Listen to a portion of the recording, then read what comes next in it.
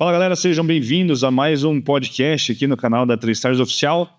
E hoje eu tenho um convidado que a gente vai trazer um assunto bem diferente do que vocês estão acostumados já, mas ao mesmo tempo que não tem muito a ver, tem tudo a ver. Particularmente para mim é um mundo novo, eu venho estudando mais e eu acredito que só com essas dicas vocês já têm uma ideia do que é. Então hoje o nosso convidado é o João. Fala, Ban. Beleza, João? Certo. Fala, galera. Prazer aí estar participando com vocês. Já acompanhei episódios anteriores. Achei bem legal essa interação. Uma forma diferente de trazer esse conteúdo e conhecer um pouco mais da galera que compõe esse canal da 3Stars, né? É João mesmo ou tem algum apelido, João? Como é que você prefere ser chamado? A galera às vezes fala por Gomes, às vezes João. É, justamente por isso, tem gente que chama de Gomes e tal. E é engraçado que isso é de família. Meu pai chamam de Gomes também, mas o pessoal da tribo já me conhece por João mesmo, então... Fica João. Exato. Boa. E aquele apelido de Crypto Boy, tem alguma coisa a ver, não? Cara, tem... A história é até engraçada porque isso era da época que eu fazia parte do time de suporte, né? De apoio à equipe de suporte da 3Stars. E um amigo de equipe, na verdade, inclusive da Latam, não era nem da equipe do Brasil, começou a chamar zoando, né, na sala, porque eu falava de cripto pro pessoal, orientava os alunos, e acabou que pegou esse nome. Mas você falava numa época em que não se falava, né? Não se falava muito de cripto, principalmente aqui dentro, né? Não era. Nem nas lives, porque a gente era meio... Não é que era contra, mas, tipo, não dava muita bola. Eu, o Luiz, o Carlos... Exato. Na verdade, eu até lembro o primeiro momento aqui dentro que eu comecei a falar um pouco de cripto. A primeira pessoa que eu fui para comentar foi com o Jackson, né? Uhum. E aí eu fui, ele tava com algumas ideias que tinha ouvido falar de cripto e tal. Chamei ele, todo nervoso na época, porque tinha poucos meses dentro da 3Stars. Ele é nervoso ou você? Eu. Ah, você? Porque aí eu falei, putz, eu falei, Jackson, posso falar 5 minutos com você? E aí, tá, cara, fui tremendo, né, pra explicar pra ele o que era essa... Novidade. A novidade e tudo. E por fim deu certo, pô, ele falou, cara, você manja de cripto e tal, a gente nunca falou sobre cripto em live e tudo. E pouco tempo depois que a gente começou a ir trazendo esse tema, trazendo pro lado das operações e aprofundando o conteúdo, né. Mas voltando um pouco, João, você começou quando em mercado financeiro? Você era de que área antes? Cara, na verdade, eu era de área administrativa, né? Eu tinha meu foco antes para assistente administrativo, uma multinacional, era que eu trabalhava antes e ia avançar nisso, provavelmente para alguma parte de finanças mesmo. Só que você pensava em seguir carreira dentro do corporativo? Do corporativo, exato. Você era o sonho, não? Até era, vou falar meta, sonho? Antes era esse sonho, porque... A empresa que eu trabalhava é uma multinacional aqui de Curitiba e que, você falar em empresa assim, é o sonho de todo mundo ir pra... É Renault, alguma coisa assim? Volvo. Era da Volvo. Boa. E aí, cara, eu tava em estágio lá, já naquela época, né, pela perspectiva que eu tinha, eu falei, pô, já me sentia valorizado dentro da empresa. Então, nessa época que eu já comecei aos poucos com o mercado, eu já tinha o contato com a parte corporativa e era a meta, né, seguir lá dentro. Mas nada de mercado financeiro ainda? Não tinha... O pouco que eu comecei a ter esse contato depois, que foi com Bitcoin, né? Não era trade ainda, nem nada. Eu já estava nessa empresa e era mais uma alternativa extra, né? De renda, você tá falando? De renda, exatamente. Mas você já buscou Bitcoin já em busca de uma renda extra? Como é que você conheceu o primeiro contato, assim, com... O primeiro contato com o mundo de cripto, com Bitcoin, foi a média brasileira. Todo mundo comprando. E na verdade com aquelas promessas, né? Infelizmente, tá. com problemas... Você vai ganhar dinheiro. Exatamente. Esse foi o primeiro contato e que depois que não deu certo, que eu fiquei curioso de estudar um pouco mais e entendi que o Bitcoin não era o problema disso daí, mas ele era a ferramenta utilizada por quem promovia esse tipo de fraude, que fosse. Tinha muito, né? Tinha bastante. Isso não, né? Cara, tem... Mas diminuiu. Exato, eu percebo que a concepção que existe do Bitcoin hoje, ela mudou bastante, né? Você acredita que o mercado de criptomoeda hoje está mais profissionalizado, vamos dizer assim? Porque eu lembro de uma época em que a volatilidade era tão alta que você falava assim, pô, é um mercado puramente especulativo, cheio de amador e que não adiantava se fazer análise técnica ou qualquer coisa desse tipo, porque a galera que estava lá era muito amadora ainda. Você acha que hoje já está mais consolidado? Eu vejo. Isso eu posso dizer com certeza porque a gente tem dados para isso, né? Não é um achismo da minha parte. Então, muitos produtos financeiros foram criados, derivados do Bitcoin principalmente, que é o mais antigo dentro do mercado.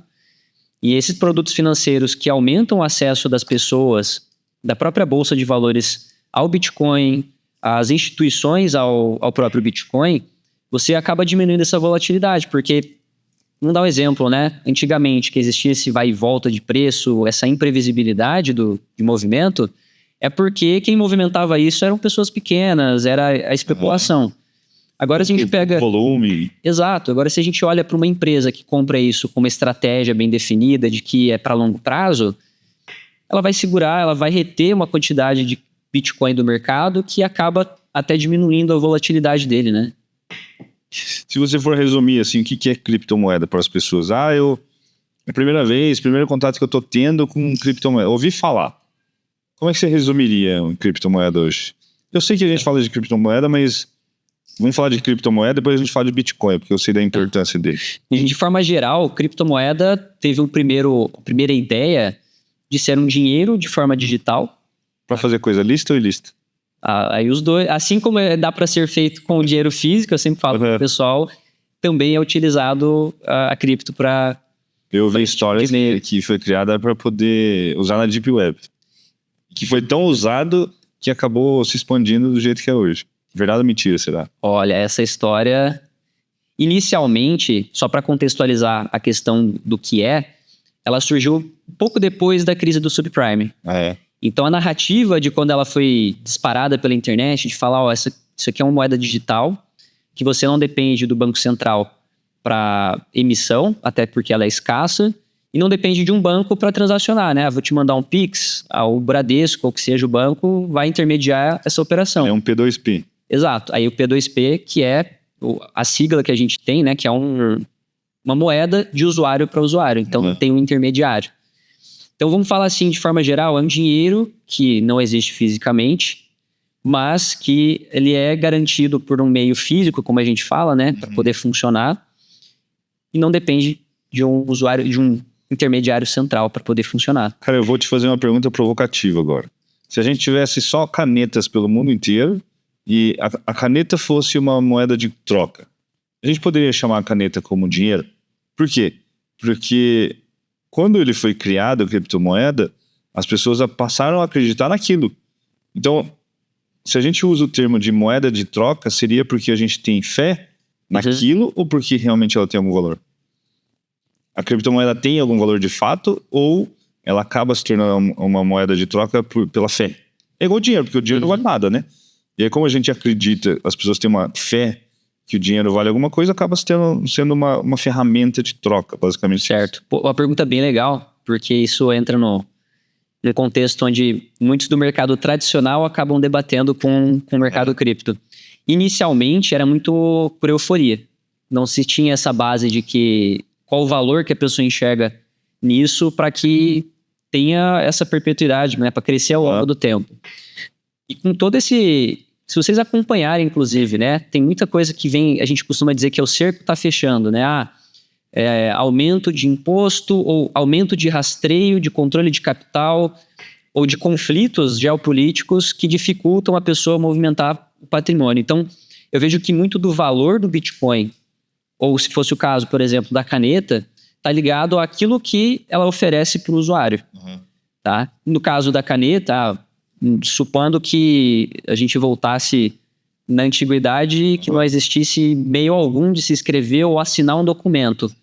É a percepção de valor da caneta. Agora, situando o que a gente vive hoje com o Bitcoin, situações de guerra, como na Rússia e Ucrânia, a Rússia isolada, né, do sistema financeiro nacional, sistema financeiro global, na verdade, né, foi uma das formas que as pessoas encontraram de levar seu patrimônio para fora da Rússia, por meio do Bitcoin.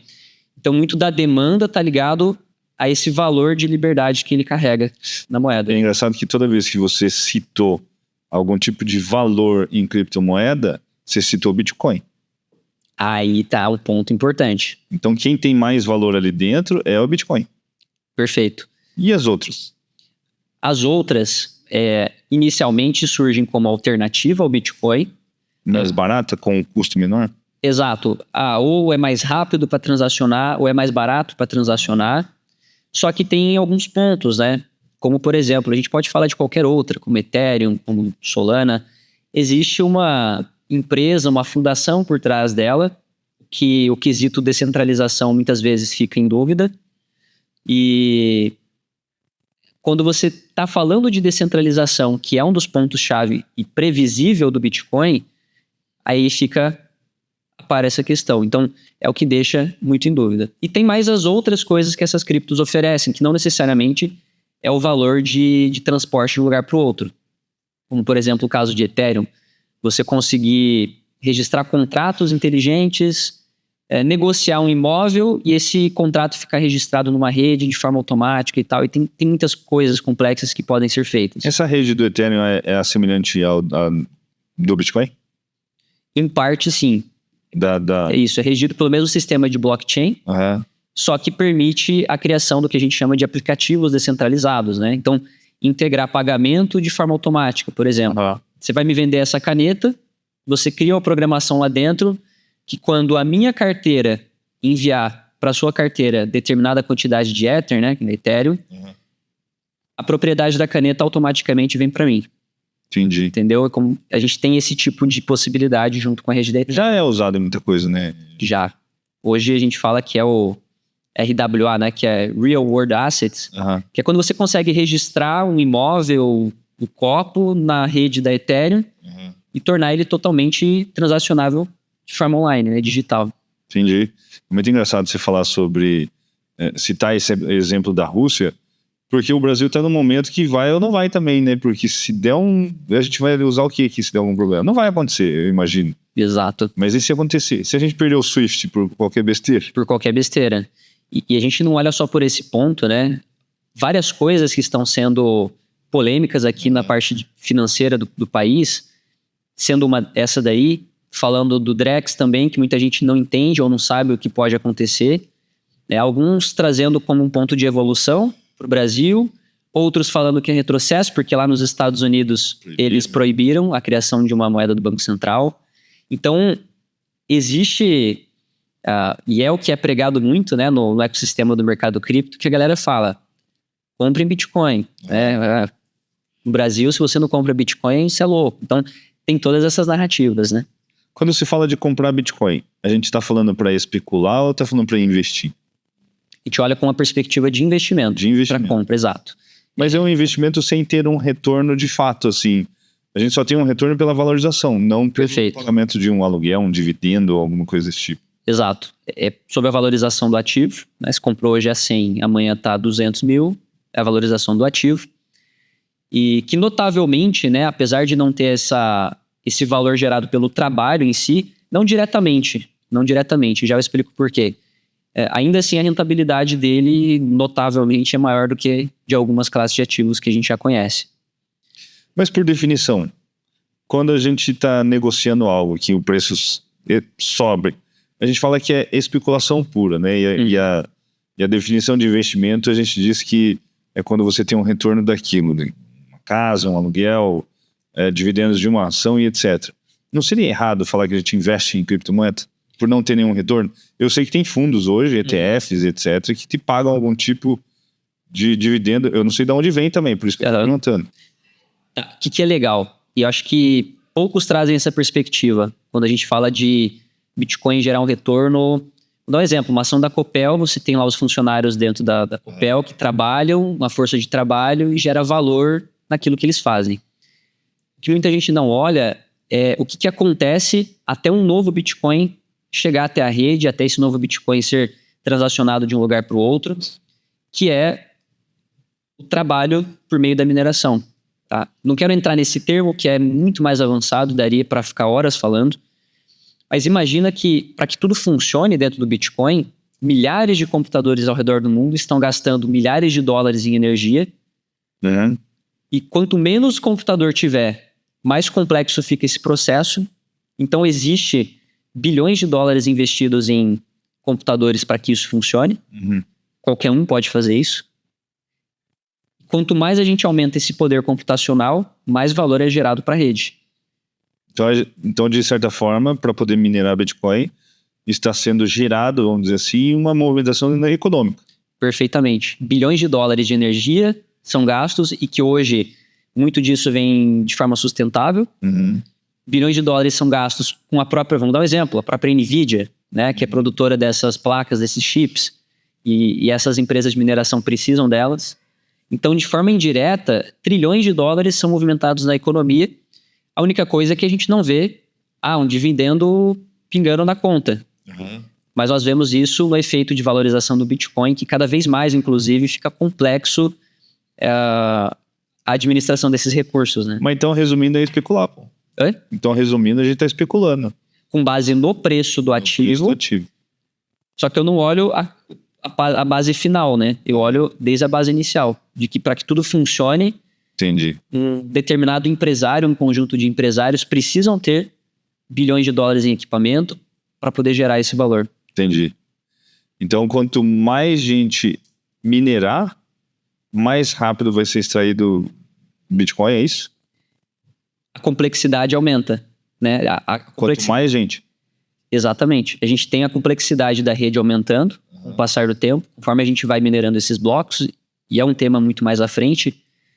E quando essa complexidade aumenta, mais difícil fica para esses equipamentos conseguirem... Entendi. Então, tipo assim, foi pensado de forma muito inteligente, desde o início do Bitcoin, que conforme a complexidade vai aumentando, mais tecnologia a gente precisa para manter esse patamar. Entendi. Então, isso garante que ninguém consiga acelerar esse processo do Bitcoin à frente da tecnologia.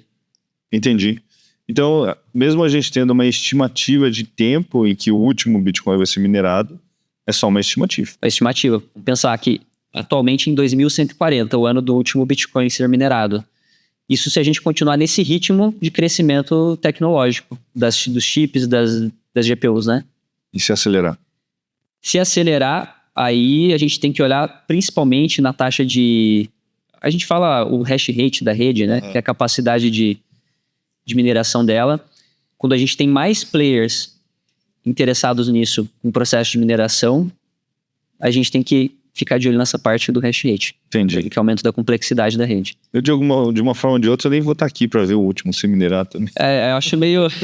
meio improvável. Você talvez tenha, você está com quantos anos, João? Com 25. 25. Faz quanto tempo que você está nessa área já? De mercado financeiro, criptomoeda? Em geral, 6 anos. 6 anos. 6 anos. Tem um cripto é quanto? 6 anos e meio. Cara, de cripto, mudou muito de quando você começou para hoje? Mudou bastante. Antigamente, não vou dizer que não era acessível, mas o custo de tudo era muito mais alto. Quando a gente está falando de negociação, né? Se for falar de época a mineração, na época era muito viável ainda. Mas eu falo assim, você vai querer começar comprando para carteira.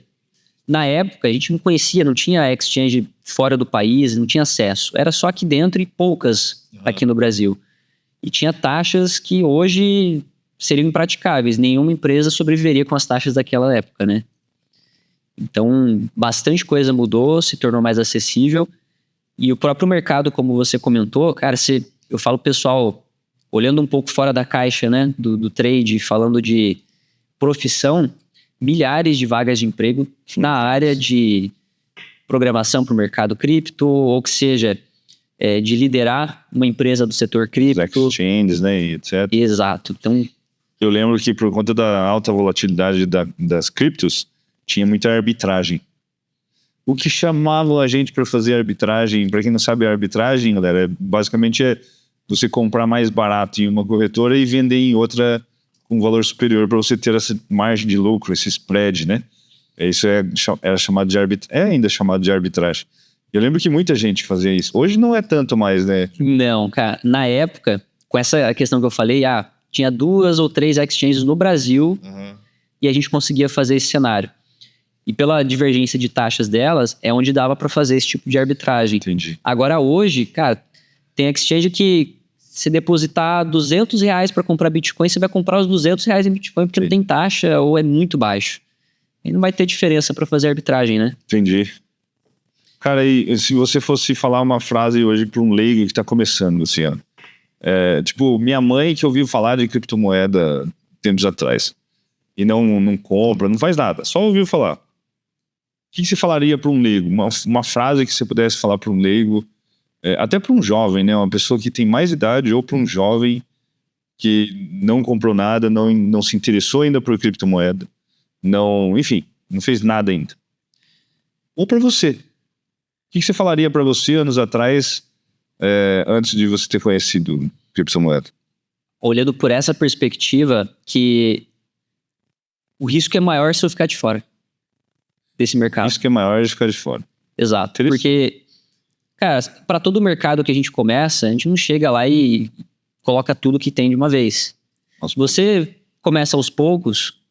Se na pior das hipóteses aquilo for uma teoria maluca e não funcionar, você não tá fora da jogada. Você, beleza, foi uma de várias que não deu certo.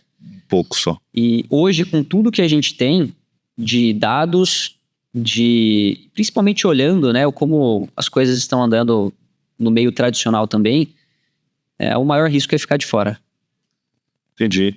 E o criptomoeda, de forma geral, mudou alguma coisa na sua visão em relação ao mercado financeiro?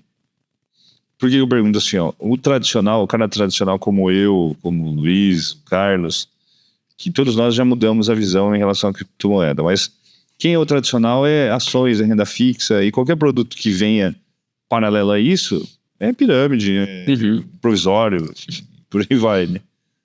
E o que mudou sua visão? Ou se mudou alguma coisa em relação ao conhecimento que você tinha já de mercado financeiro a cripto?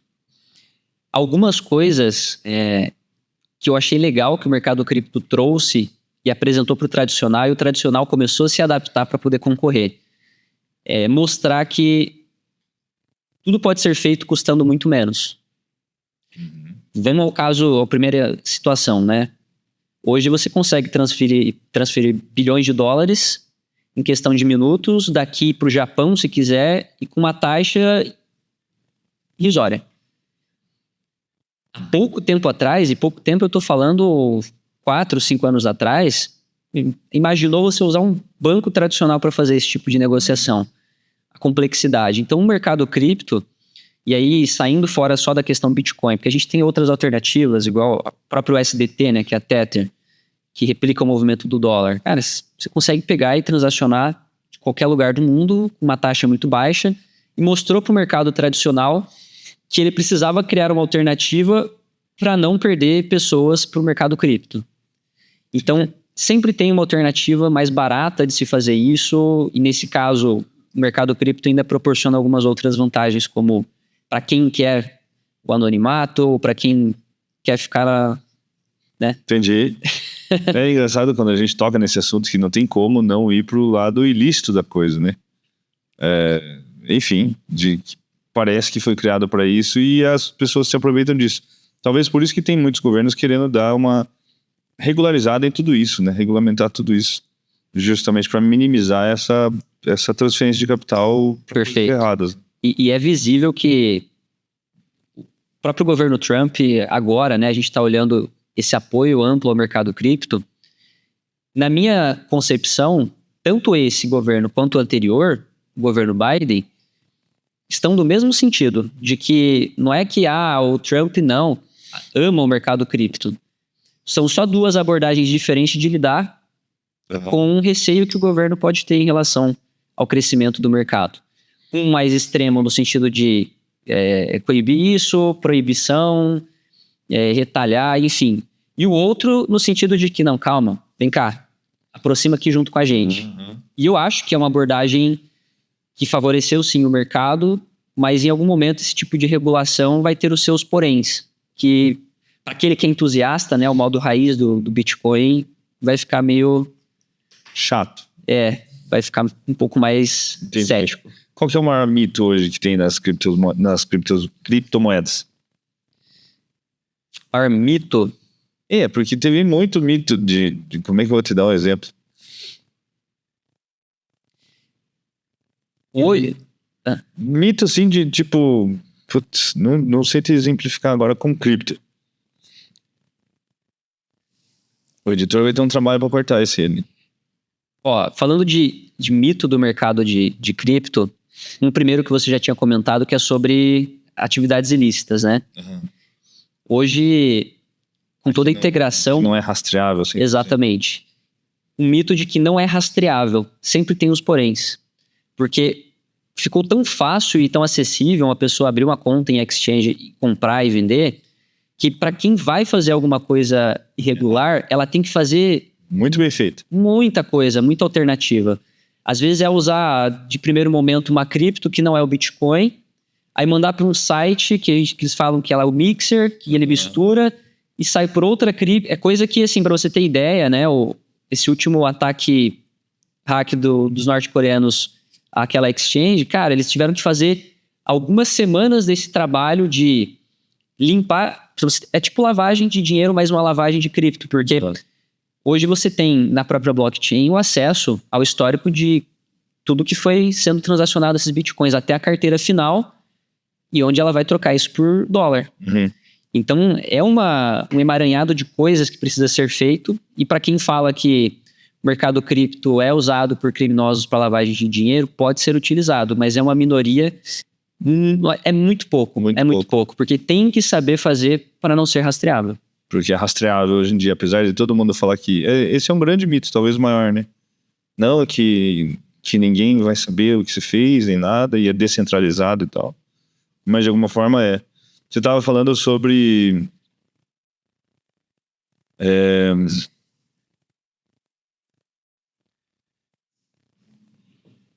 Putz, você falou agora um assunto que eu ia emendar ali, cara.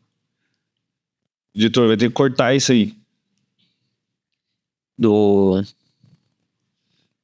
mercado tradicional com... não. Deixa pra lá, cara. Vamos pra próxima. Paramos 6 horas em ponto, João. Falta 5 minutos. Tranquilo. Por causa da reunião? Se a gente se ficar muito curto ali, né? A gente retoma depois, enfim. Tá, eu vou voltar no mito ali, mas só pra falar. Bom, então o maior mito de criptomoeda, as pessoas acharem que é intocável qualquer coisa que você fala. É igual a rede social, né?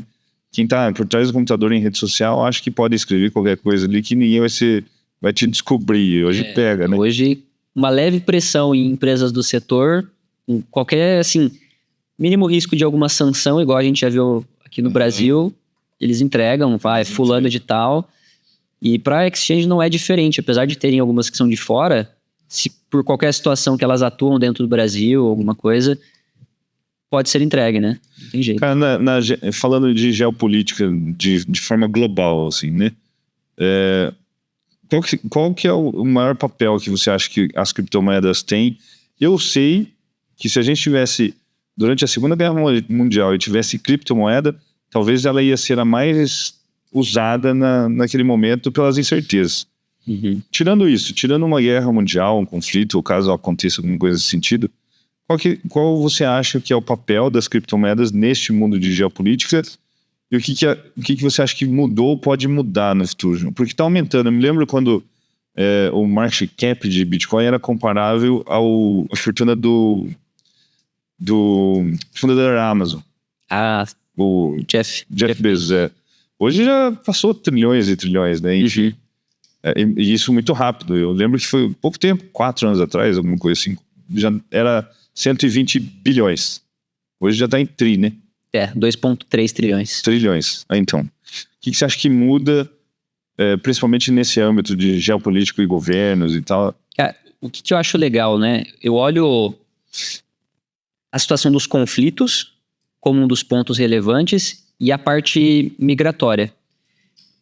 Chega num ponto, aparentemente, é uma percepção que eu tenho e por leituras que eu fiz, de que a parte migratória uma hora começa a ser um problema para muitos países, já começou a ser para alguns, onde muitas pessoas, por problemas no seu país de origem, acabam indo para outro. Aí entra um primeiro ponto para o setor cripto, né? A facilidade de movimentar aquilo que você tem de um lugar para o outro. Eu dou o próprio exemplo, né? Não querendo inferiorizar o papel do ouro, afinal ele está lá no lado dele, naquele setor, mas primeiro lugar onde esse ouro já fica é no aeroporto quando você vai embora do teu país. Se você vai levar aquilo na mala, não tem como. Sim. E se for tentar o meio tradicional, aí você vai ter que vender o ouro lá dentro do país e tal. Dor de cabeça para essa parte. O mercado cripto já facilitaria bastante essa movimentação, né? A questão de... Isso é uma grande mudança, né, cara? É uma grande mudança. Você consegue se livrar de algumas dor de cabeça, momento de dor de cabeça, se fosse para situações de emergência, com o setor cripto, o próprio Bitcoin, que seja. Uhum. Você estava falando que o SDT ele replica o dólar, né? Mesmo que a gente tenha o SDT, se o dólar valoriza ou desvaloriza, ele está indo junto. Está indo junto. Valorizando ou desvalorizando. Ou desvalorizando. Tanto que você vai procurar a cotação do SDT-BRL. Uhum. Ele é a mesma do SDBRL, a 5,47. Então é a mesma dinâmica, né? A diferença é que é negociado de forma digital dentro de uma blockchain. Pode ser da própria blockchain da Ethereum ou de outra rede. E aí é garantido 1 para 1 aquele dólar que você tem, caso você queira trocar ele numa casa de câmbio, numa exchange, né? Entendi. E em criptomoeda hoje dá para investir igual no mercado de ações e mercado fracionado? Dá, né? Dá, perfeito. Se não desse, ia pagar quanto em Bitcoin? 100 e poucos mil dólares. 100 e poucos mil dólares. Hoje, inclusive em aulas que eu já deixei pro pessoal aqui do canal da TradeStars, falando um pouco como pessoas estão acumulando fortuna, ou enfim, protegendo o seu patrimônio ao longo do tempo, comprando frações, menos de 1% de um Bitcoin, por exemplo, né? Hoje, 1% de um Bitcoin, a gente está falando de aproximadamente 6 mil reais.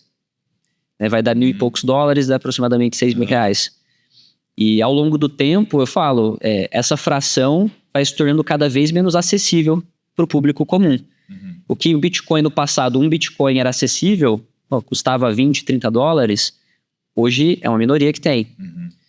0,10 Bitcoins, que é 10% de um Bitcoin, está acessível para um grupo de pessoas.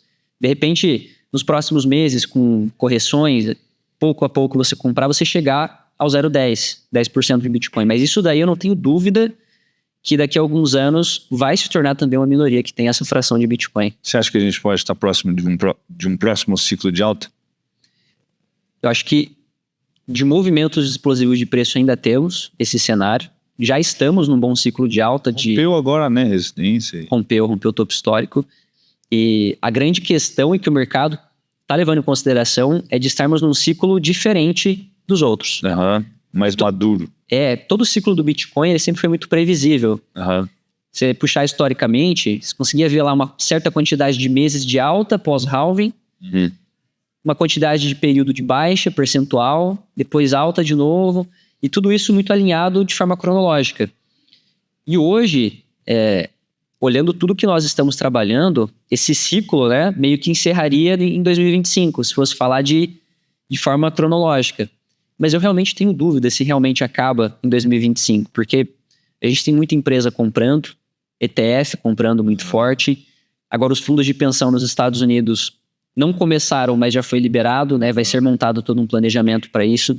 Então eu fico pensando, será que com toda essa demanda, o ciclo realmente vai acabar em 2025? Eu acho cedo. Acredito que esse ciclo vai fugir do padrão que era antes, né? Vai parar de seguir uma história. De se repetir, né? Igual era previsível. Exatamente. Agora ficou um pouco diferente. Se você tivesse $1.000 hoje para investir em cripto, como é que você investiria? Eu seguiria uma regra de pelo menos 50% ou 60% Bitcoin para um aporte, e os outros 40% eu fracionaria dentro das cinco principais altcoins. As que estão, inclusive, com maior hype que a gente fala, né? Com o atual governo lá nos Estados Unidos. Então, entraria nas 5 maiores, 5 primeiras. Mas isso para comprar e deixar? Ou aportes, sei lá, mensal, semestral, trimestral? Bitcoin, sim, sem dúvidas. Para deixar é tranquilo. É uma questão de paciência e tempo para ver aquilo vingando dentro da tua carteira. Altcoins já são mais seletivas. São ciclos de mercado delas que vale a pena de se posicionar. O momento atual está interessante ainda. Mas depois, quando vem ciclo de baixa, são as que mais sofrem e que exigem rotacionar em carteira, né? Como se fossem as small caps da vida, as empresas pequenas. Você surfa um movimento, realiza, transforma em renda fixa, dólar. Tá. Entendi. E é isso. Se o Bitcoin chegasse a 1 milhão, o que significaria para o mundo e o que significaria para você? Bitcoin a $1 milhão, atualmente ele assumiria o capital de mercado do ouro. Superaria o market cap do ouro. Isso. Chegaria aos 20 e poucos trilhões de dólares para que ele chegasse a 1 milhão por moeda. O que significaria, eu teria um pouco de receio no primeiro momento você comentando isso, porque para que o Bitcoin atingisse 21 trilhões de capitalização, é porque o dólar realmente colapsou, houve um grande problema, uma grande crise, e as pessoas estão buscando alternativas que, apesar do Bitcoin estar amadurecendo, ainda é uma alternativa muito nova para a gente ver a galera comprando loucamente e a ponto dele assumir essa posição. Mas entraria numa coisa que eu ouvi do Ivan Santana. Uhum. Ele falou que em algum momento teria que ser estabelecido um novo padrão. Não estou dizendo que seria com o Bitcoin, mas com alguma coisa. A partir dessa ocasião deveria acontecer, porque... Mas quando a gente fala, pô, o dólar pode ter colapsado, muito problema pro dólar, pra galera ter migrado pro Bitcoin.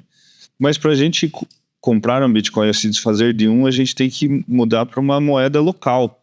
Seja o real, seja o dólar, seja lá o que for, né? Ou talvez chegasse num tamanho desse market cap, nós negociarmos uma caneta em criptomoeda e ela tivesse um valor de troca. Só se fosse assim, porque senão a gente tem que mudar para uma moeda local.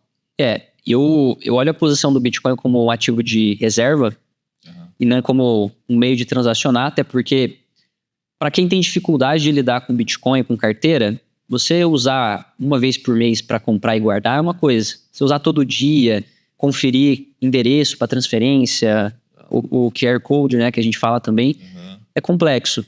Então eu vejo ele como um ativo de reserva e que dólar colapsando ou qualquer moeda que seja colapsando não significa que a gente não possa utilizá-la ainda como um meio de troca. Só que isso faria com que muitas pessoas desconfiassem de manter o seu dinheiro por um mínimo período de tempo numa moeda que é instável, né? Entendi. Bom, galera, acho que era isso. A gente trouxe um assunto bem diferente hoje. João, obrigado por você ter... Pô, valeu, agradeço. Esse papo aí. E vamos trazer o João em algum outro momento também para a gente se aprofundar mais nesse assunto. De repente, dar algumas dicas aqui para quem está começando. Mas eu acho que tão importante quanto dar dicas para quem está começando é dar dicas para quem já está nesse mercado também, né? Perfeito. Então acompanha o canal aí, que ele vai estar sempre postando lá também coisas relacionadas a criptomoedas, e em breve estaremos de volta aqui para mais um bate-papo. Não se esqueça de se inscrever aqui no canal. Se você curtiu esse bate-papo aí, dá um curtir. Deixa aí um comentário. E pra gente encerrar, João, quer deixar um recado pra galera aí? Na verdade, a partir do momento que você se inscrever nesse canal, você vai receber mais vários conteúdos, inclusive disso que a gente está conversando hoje, para se aprofundar e saber como surfar melhor esse ciclo de mercado em que a gente está vivendo e provavelmente ainda tem muito tempo pela frente. Boa. Valeu, João. Valeu, galera. Valeu, gente. Até o próximo episódio. Tchau.